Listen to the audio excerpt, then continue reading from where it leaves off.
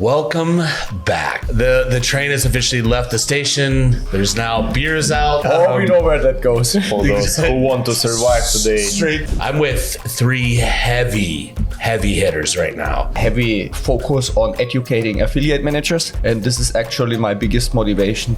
Normal affiliate, I was generating traffic through SEO. All my experience with affiliate managers, training them and creating different kind of projects. This is what I like. I like to manage. If I can help someone in 5 minutes. How do you deal with a celebrity, man? Unfortunately, I don't have groupies. I want to talk about LeadBit and the merch and the design. Used to have a lot of challenges, especially emotional challenges. And you said, how do I stay motivated? I said, lock yourself in a dark room with nothing. You can achieve everything.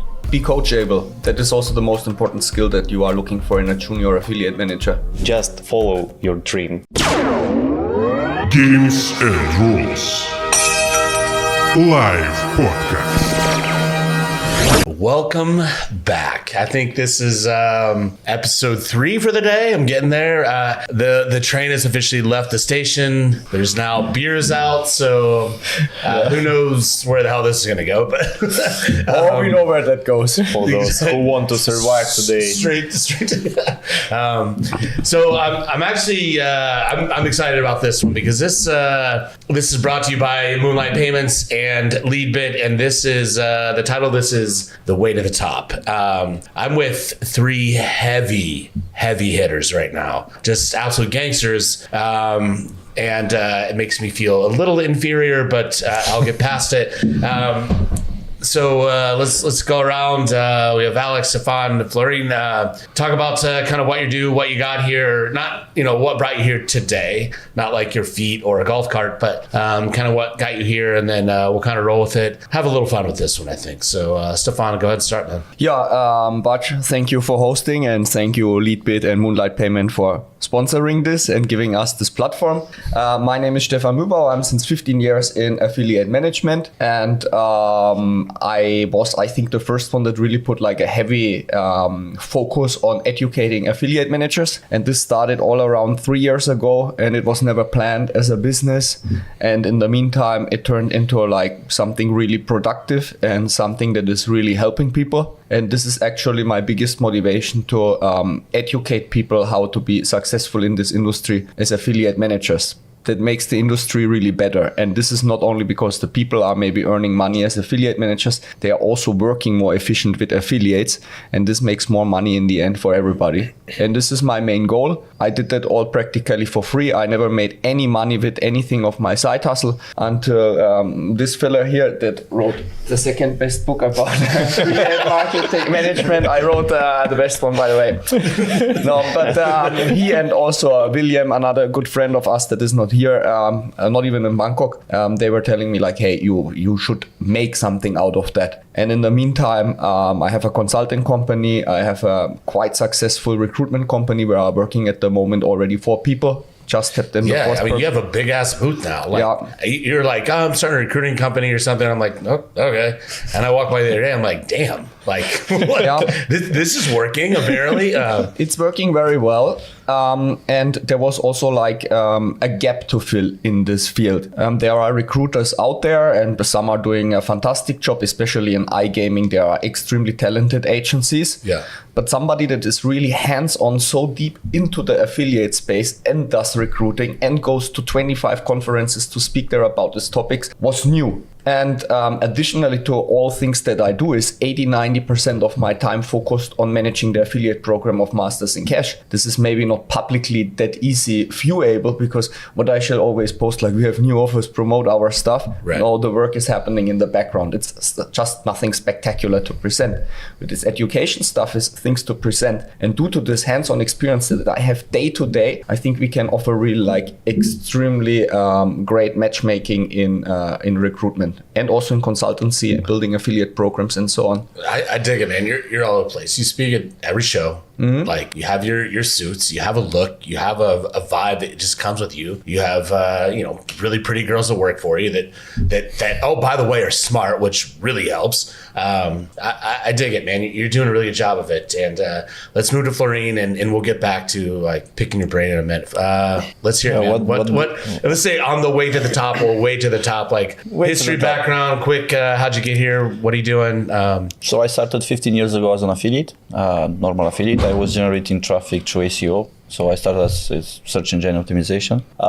Then all my, I was going to all these conferences, seeing all these big companies flashing money around and everything. I was like, this is more to be done here. So I want to understand more. After a while, this is how I've met Stefan, by the way, I think maybe 10 years ago, maybe more. Something like this, yeah. Okay, we've met I think we closely met in Sitges, maybe, one of your parties. At that time with the company you were working with. It's a common theme here with the we all parties. The most important people we meet always in the party. So, and from there I launched my own network, my own affiliate network, together with 3 other people. So we were 4 partners. I was managing the network. This is where the book also comes from. And 6 years of my experience managing that, being in advertising, having an affiliate network, struggling with all this part here, basically brought. I was inspired by Stefan to write this book, to be honest. I mean, we've met when he told me I'm writing a book. I must ask him about what? He said about all my experience with affiliate managers, training them, and I want to help people. And I was like, one of our long chats, having a drink, and I was like, I think I could also write a book. And he was like, why are you not doing it, bro? Yeah. I said, okay, I will try. And I put like a sort of a roadmap to write this book, chapters, and I don't know, almost 400 pages later, and 2 years of my life, this came out. With the books, it's like more the merrier. Like, how many books have ever been written ever? And there's value. Like, I can hear or sit and read 3 different books by 3 different people saying essentially the same thing, and I'll pick up different things from each of them. So, yeah, I think the books are the way to go. I mean, you guys have stories to tell. You may as well tell them. If not for, even if you're employees, right? Like, for your employees, the people that are working for you, they want to know. They want to know how it went from being the last hired employee to running a successful company, or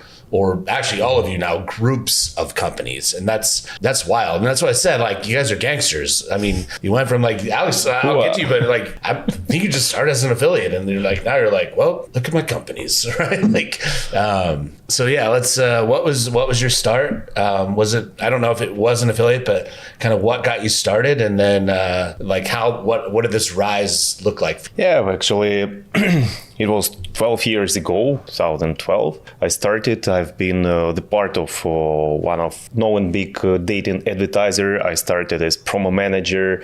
Then I've been in media buying team. I managed campaign, run ads, etc., etc. Then our company has very fast growth, and we created different kind of projects, and I focused on tracker called Ads Bridge. I created it from scratch, and it was quite successful one. Then was at Plexity, the known spy service. Yeah, I've been the part of this group, STM, Affiliate World, etc. And this time I decided to run all campaigns. It was adult dating mostly, and I ran it as solo affiliate. It was good, but I felt that something not wrong, but I decided to join LeadBit team as a head of LeadBit, and this is what I like. I like to manage affiliate network. It's great when you not just run ads, create ads, analyze statistics, etc. But this work means work with people. Yeah. Yep. A lot. And this is what I like, when you motivate your team, when you grow your team, when you make some decisions how to make it better. You need to be a leader. You need to learn how to be a good leader. And I understand, yes, it's great to be an affiliate and maybe a bit more profitable, but this is what I want, and this is my life. And during the last 4 years, I understand that I'm really lucky. I'm happy with my work, and it motivates me, and I want to be at this role. I mean, you guys, all of you have like I don't know how to say this. I don't know. This probably isn't the right word, but it kind of seems like it. It's like an entourage. I can watch people and how they move. I was in the military for a long time. I studied people. I interrogated people. Like I wanted to get to know like what moves them, what motivates them. And then I can walk into a crowd and pick out like that person's real, that person's real, that person's real. And all three of you stand out. Like it's quite obvious because you have like an entourage. You go someplace, you're never by yourself. You have like a group of people. And these aren't like your employees. They're like actually people who want to be with you, who actually like you.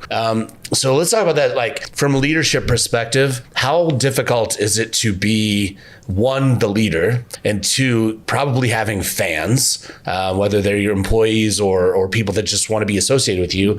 And then how do you capitalize on that? How do you capitalize on your ability to bring people together or like, micro or maybe not maybe actual celebrity, because at these shows you guys are, I've seen it. I watch it happen. People know who you are and they walk in and it's like, it's not your company, it's your competitive company or something. And they're like, you can hear whispers, you can hear it. And I see it happen all the time, especially with you three. So how do you deal with, celebrity maybe?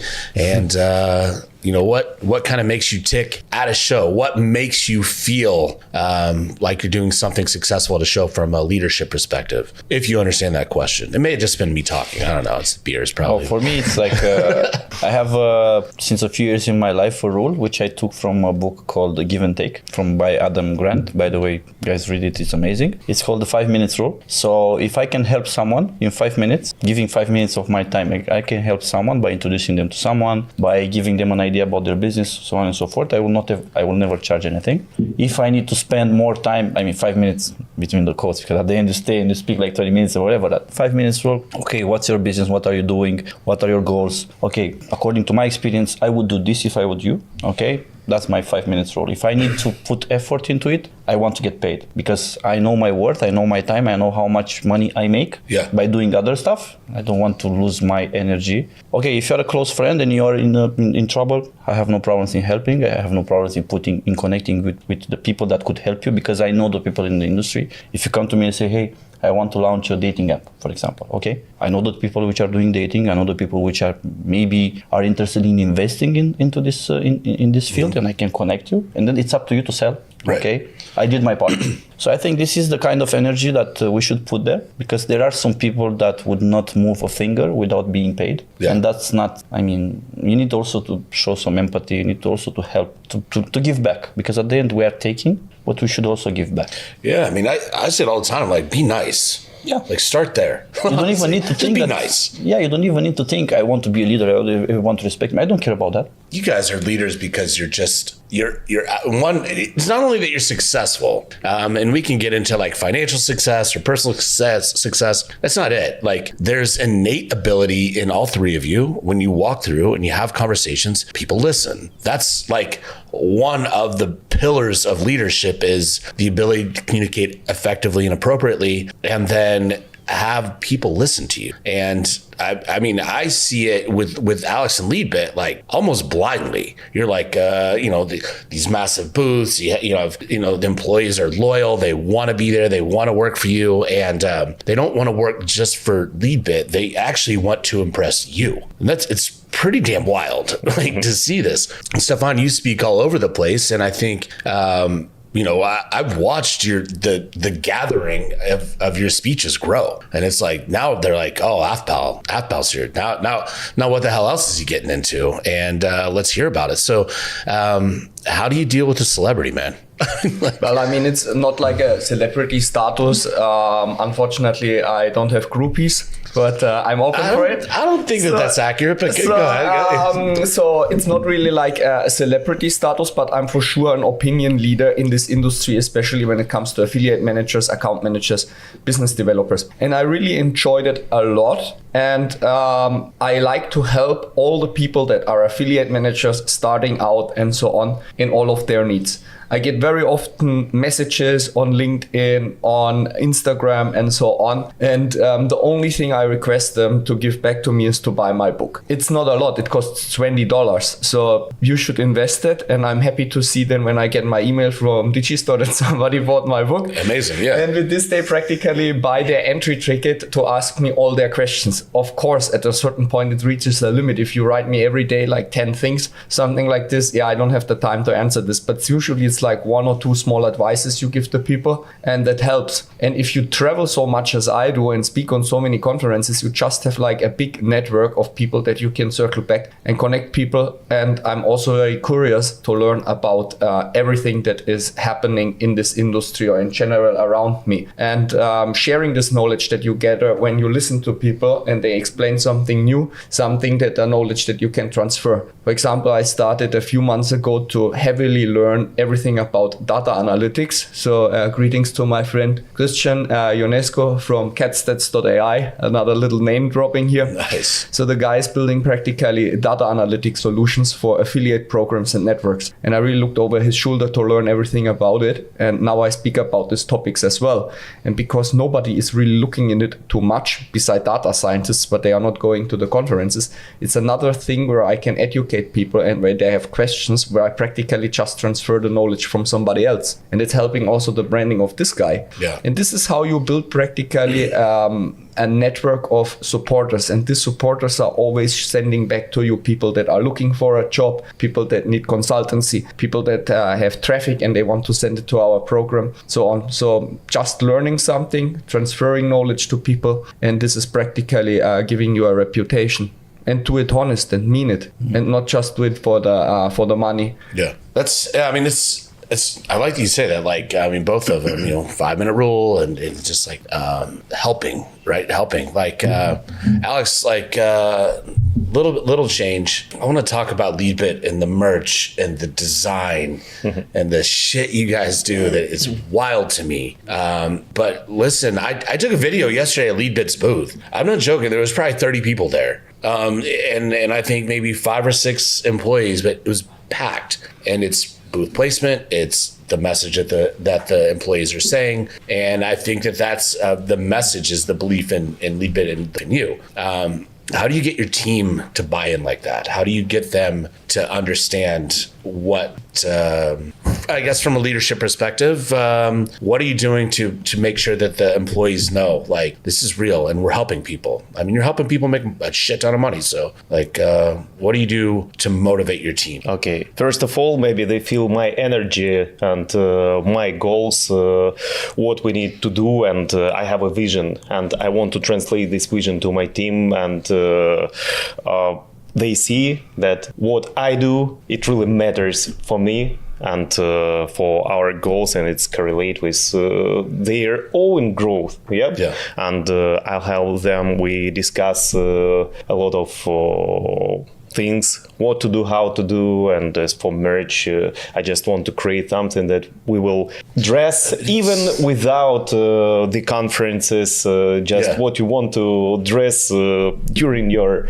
life. Yep. And I don't know, actually the core thing is my team. Yeah. And it's not the easy process to find the right people. Yep, and I found the right people, and with them we are on the same way. We're on the same stage. Yep, and it's impossible to create something just yourself. Yep, yeah. You need to find the right people, and thanks God, I found people which help and they understand me, and even without any words from my side or instructions, yeah. They do, because we understand each other without any words. Yeah. I mean, that's powerful. And I think, as weird as it sounds, like, I would venture to say, I would guess that probably very few of all of your employees have heard something like that? Like say like, I'm not like, listen, you all three can be successful by yourselves as much as you want. All of you have essentially said it's really not about me. It's helping others and helping them understand vision and purpose and doing it tactfully. So that you're not like, get your ass up and get to work. It's like, this is how we work, and you're leading by example. Having said that, I mean, you're, like I said, you're all gangsters here. What's your biggest challenge, Stefan? Like, what's biggest challenge that you see that you're facing? My biggest challenge is really to operate like as a CEO of all these companies, and to really take it as a businessman. And I'm far away from that. As good as I may be as a speaker or a motivator or God knows what affiliate manager, it's also in some way that I'm really far away of being a good businessman. So the first thing is, until like kind of recently, I was doing it anyway for free. Yeah. So that's already not a business. This is a charity, and it's good to a certain degree. But also now it's a bit chaotic, I have to say, coordinate all these projects. So what I did is I hired now somebody that is working as a business consultant in the UK. And this guy is working now part-time for me as well to help me to streamline some processes and take it more like to a business level. And this is my very big challenge that I have, to treat the business professional and not only the affiliate management part of the site professional. Gotcha. Yeah, it's a change of mindset. It's a change of role where you're like, if I'm working for me, that's easy, right? If I'm working for everyone else, not so easy. And controlling a staff and employees, what they're doing, like, I don't know how many times I'm like, why don't they just do their job? They don't do their job because I've not instructed them to do their job as I want them to. That's a challenge I face constantly, where I'm like, you know, it was like, even as a father, I'm like, like my kids, like, what are you doing? And like, oh, then it comes back to me. I'm like, well, maybe I should have instructed them a little bit differently. So learning challenges, what do you see? Well, in the past period of my life, until like 3-4 years ago, I used to have a lot of challenges, especially emotional challenges, because you need to, with emotions on all the levels, people, with partners, you need to face the stress, because at the end you are a point of reference for everybody in your team, right? So you need to lead by example, but in the same time you need to be able to empower them, to influence them in the right way. So I used to complicate a lot of things. Nowadays I don't think I have challenges. Maybe the biggest challenge I have is just improving myself continuously to keep my self-growth stable. This is my biggest challenge in my opinion, because for the rest I learned to take it as it is, take it or leave it. You come working with me, I will try to take you out from your comfort zone. You come as an employee or as a partner in a project I am with. We work, we try to get along. If I don't feel comfortable anymore with you, I just cut. I exit, I go out. So this is me. I'm in. If you want to work together, if you want to work together, what's the plan? This is the plan. We make a plan. It's not that everything needs to happen as I want. That's kind of, egocentric. Yeah. But we have this plan. We need to follow it. If I see that you don't stick to the plan, I'm out. I don't want to lose my time anymore. Life is so beautiful. I'm okay with what I have. I don't want to be a billionaire. I don't want to live on a ship or on a desert island, whatever. I'm okay with a normal apartment. Just want to drive American muscle cars. Yeah, exactly. I that's it already. He needs another motivation. I did the research. I know what's going on. We love Chevrolet. Yeah.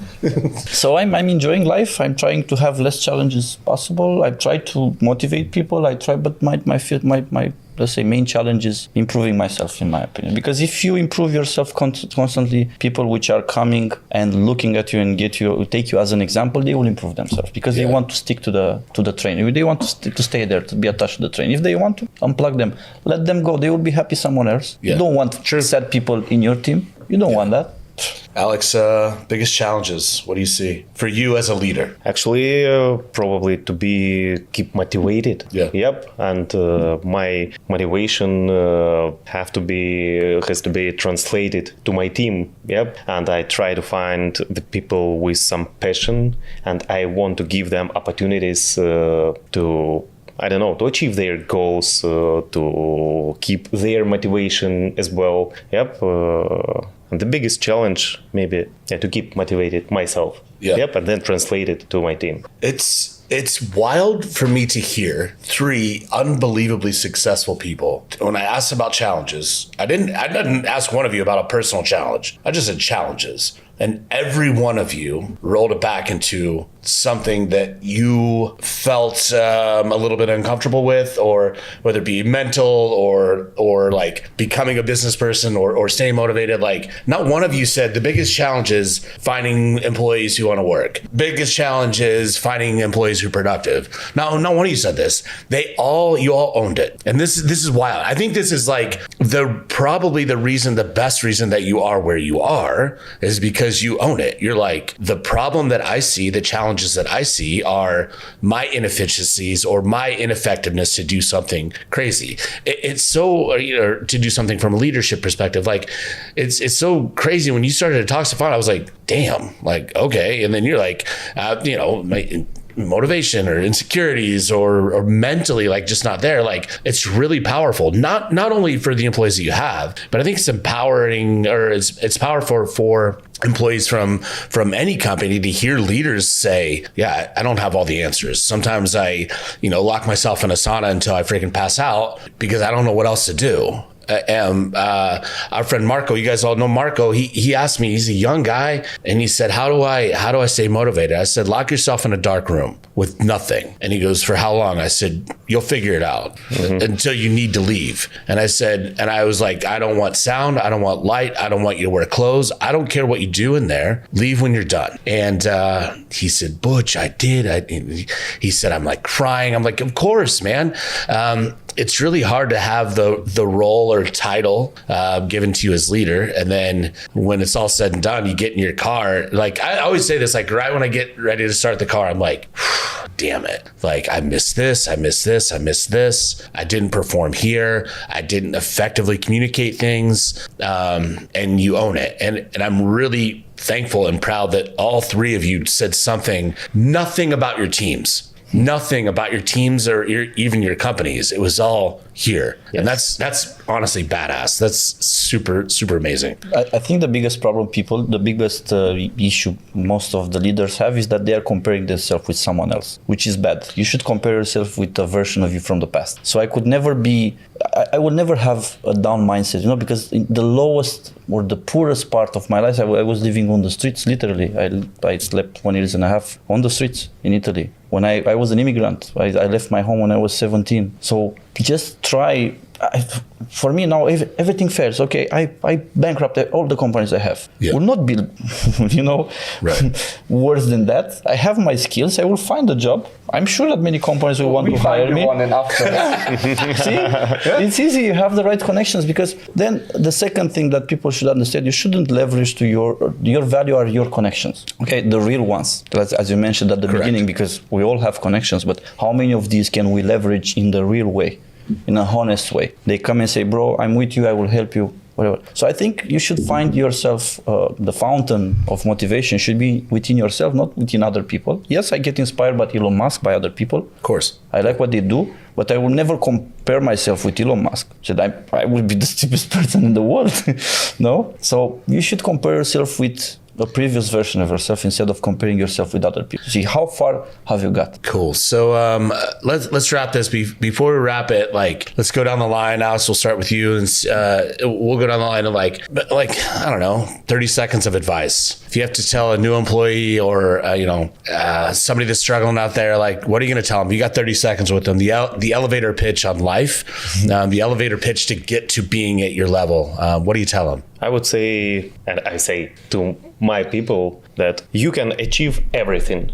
Yeah, it's just about your efforts, your passion, and if you believe, just follow your dream and do this stuff. Listen some guys who really motivates you, inspiring you, and just do your job. Yeah, and have some goals. Mm-hmm. You have in your life. Yep, and this is the best what I can say. Gotcha. For me, I would say are you healthy? Yes, I am. You have 2 hands, 2 legs? Yes, I am. Are you in a country where poverty is a thing? No. Are you living in Africa? You have no possibilities? No. Are you in a war? No, get your ass up and start working, start reading. That's my elevator pitch. If you want to be part of my team, you need to have this mentality. If you don't have it, be happy where you want. Yeah, good luck, just not here. Gotcha. Be coachable. That is also the most important skill that you are looking for in a junior affiliate manager. Yeah. This is not a study that I did. It's done actually by HubSpot. And they said if somebody is joining your team, this person should be like coachable and be able to digest the suggestions. And it's not always easy to spot. And I want to make now a name dropping. Most of you know Juliana from the TikTok meeting. She'll be in later. Yeah, we got her. Yeah, so 10 years ago, I hired her. So she was starting her job in the industry with us. And after 3 days, she was about to be fired because she was not coachable at this moment with her mindset. She was practically not listening what we were telling her. She was kind of arrogant, like, oh, I think I know it like this and like this.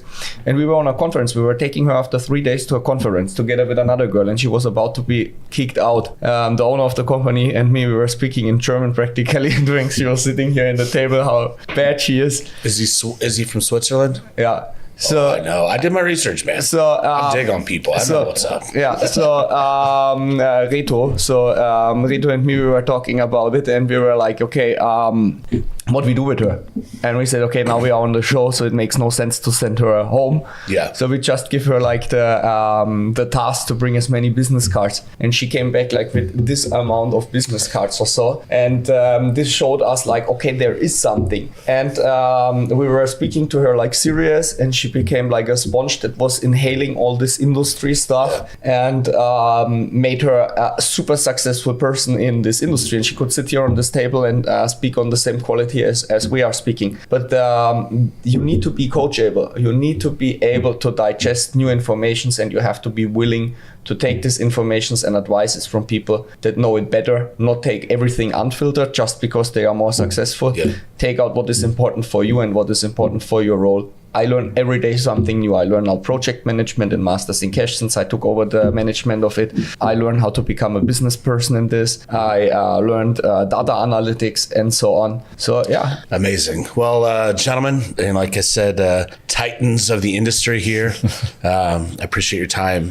Thanks to Moonlight Payments and LeadBit and you guys, sincerely, I appreciate it. And I think this is a good one, guys. I mean, people should listen to this shit. And it's like everyone should listen to it. I'm sitting here like getting chills a little bit, like, God, I suck. But no, I appreciate it, guys. Thank you so much. Thank you, guys. Thank you for too. having us. Thank you, guys. And buy a book.